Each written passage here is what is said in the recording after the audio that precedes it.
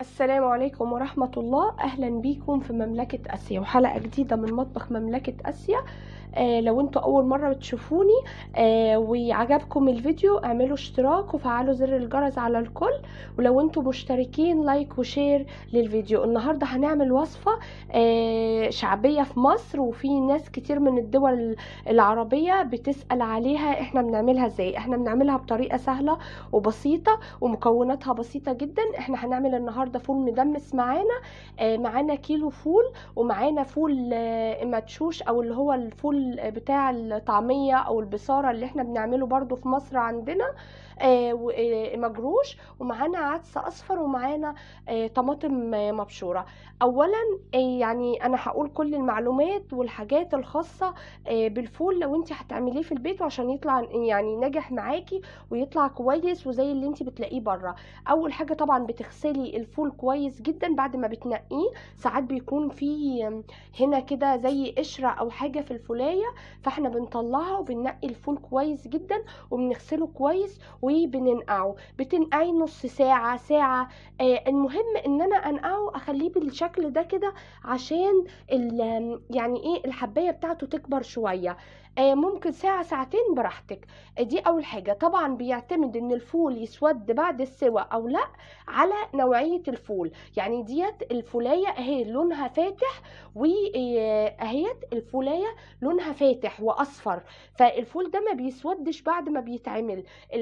في نوعية فول تانية بتبقى الفولاية مغمقة شوية، فده بعد السوى بتلاقيه بيغمق معاكي اكتر. ديت حاجة. احنا هنحط له الفول المجروش دوت بيخلي ان هو لونه يفضل ابيض. العدس الاصفر بيخلي لونه زي يعني ايه برتقاني كده شوية وبيكون لونه حلو. وطماطم مبشورة. انا مش هحط بصل، مش هحط توم. الفكرة في البصل وفي التوم ايه؟ انتي لما بتعمليه البصل او التوم احنا ممكن نخليه نعمل بيه الفول بعد السوى.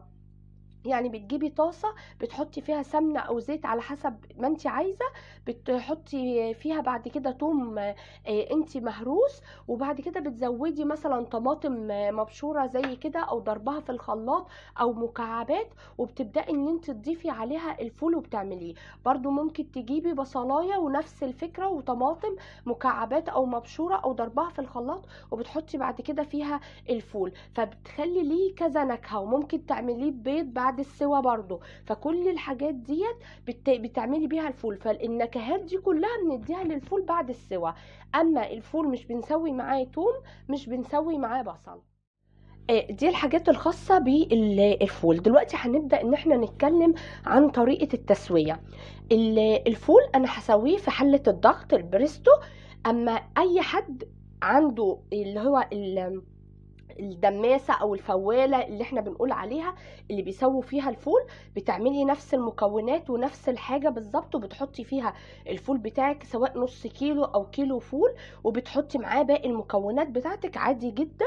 اهم خطوة بقى بتعمليه في حلة، بتعمليه في فوالة، بتعمليه في اي حاجة، ان انت بتحطي المكونات بتاعتك وبتهدي النار خالص.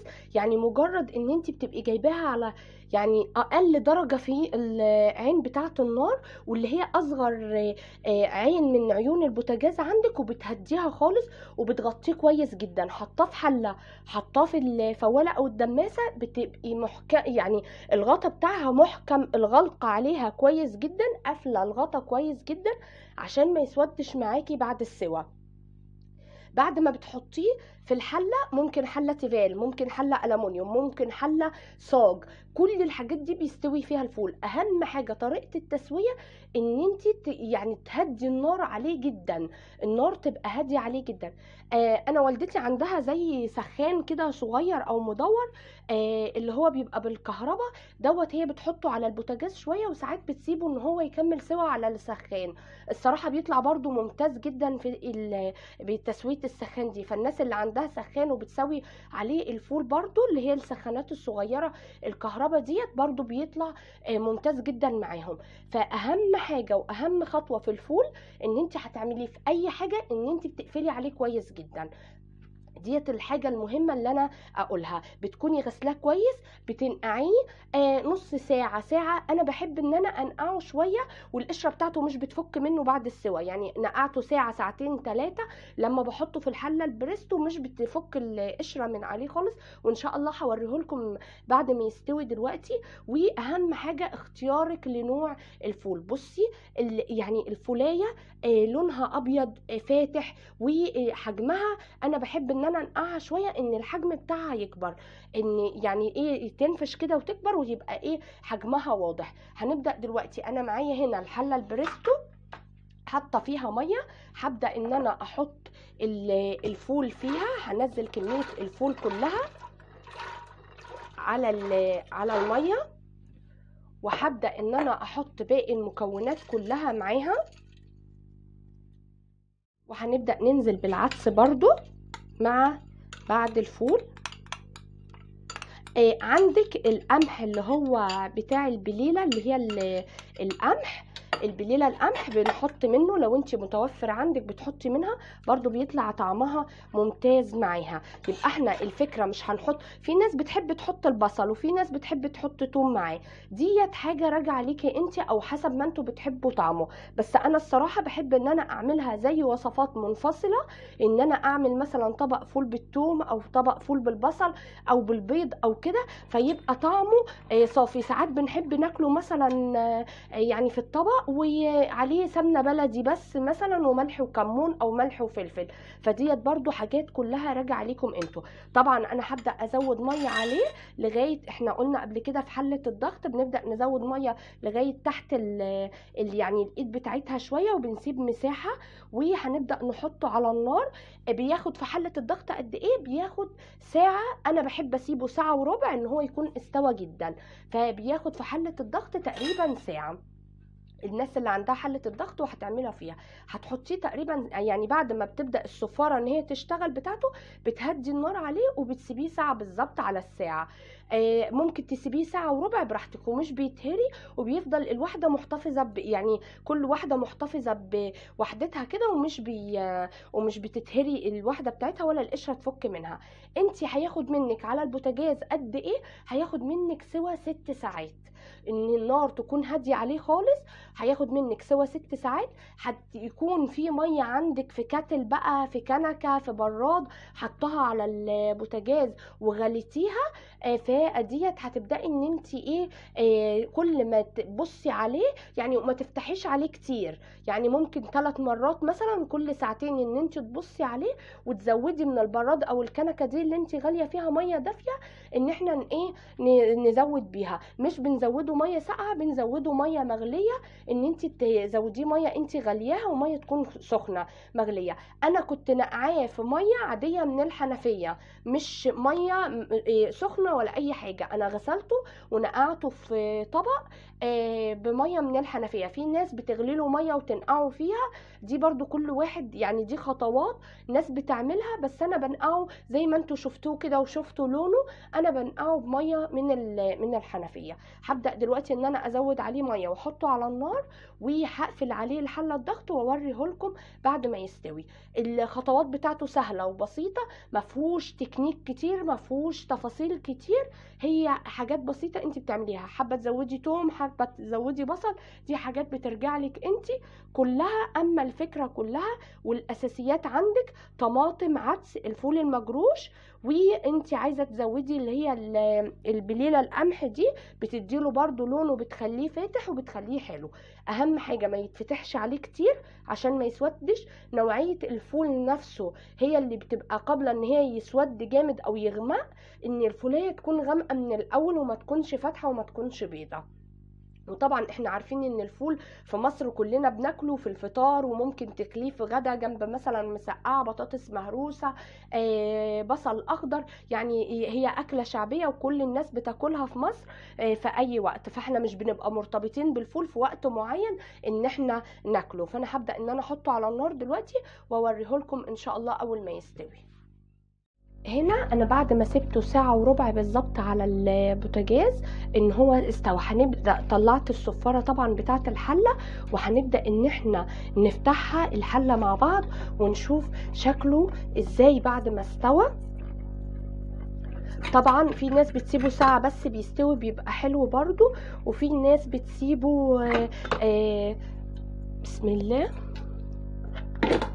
ساعة وربع بيبقى كويس برضو. بصوا شايفين المية هنا عاملة ازاي بتاعته، بصوا المية لونها فاتح.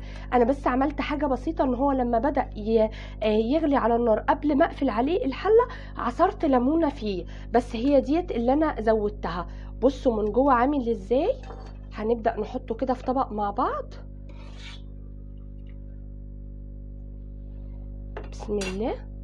بصوا يعني هي الواحدة ماسكة نفسها اهي، هو سخن جدا طبعا انا مش قادرة امسكه بايدي ان هو لسه يعني طافية عليه على طول.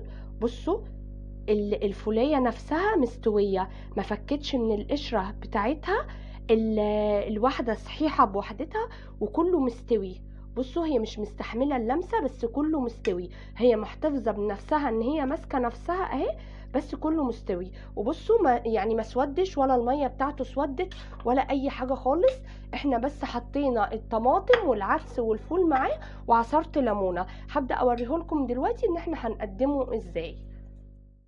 هنا طبعا انا بعد ما سبته ان هو برد خالص في الحله بدات ان انا احطه في الكياس. وبعد ما بتحطيه في الكيس بتحطي كميه على قد اللي انتوا بتاكلوها، وبتحطيه بالطريقه دي وبتفرديه. تحاولي ان انت تخلي السمك بتاعه مش عالي عشان لما تطلعيه من الفريزر يفك معاكي بسرعه، فبتفرزوه بالطريقه ديت في اكياس على قد الوجبه اللي انتوا بتاكلوها وبتحطيه في الفريزر. وتحاولي ان انت تساوي الاكياس على قد ما تقدري عشان يفك معاكي بسرعه. يعني هي الفكره ان انت بتعملي ما شاء الله. يعني احنا معانا هنا الفول بيطلع كذا كيس، 6 اكياس تقريبا او 7 اكياس الكيلو، كيلو الفول، وعلى حسب برضو الكميه اللي انت بتحطيها في الكيس واللي انتوا بتاكلوها. فالفكره ان شاء الله باذن الله تعجبكم ان انتوا تفرزوه بالطريقه دي، سواء نص كيلو انت بتعمليه سواء كيلو، يعني على حسب الكميه اللي انت بتعمليها، وبتحطيه في الفريزر وبتطلعيه يفك. فلما بيكون الكيس متساوي وحجمه مش كبير